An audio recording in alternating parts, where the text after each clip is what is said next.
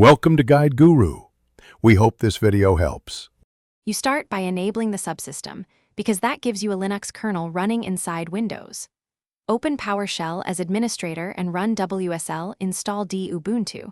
This installs the WSL platform and a default distro. Once done, Windows may prompt for a kernel update or restart. Make sure to accept both.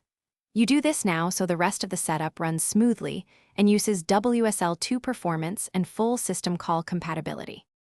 Once your distro launches, you create your Linux user and password.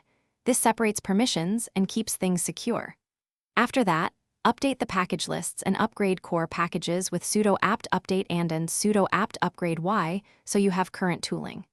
Then confirm WSL2 by running WSL set default version 2 or WSL set version distro 2 if needed. You do these steps to ensure performance, compatibility with Docker and GUI apps, and predictable behavior across sessions. You finish by integrating Linux into your workflow.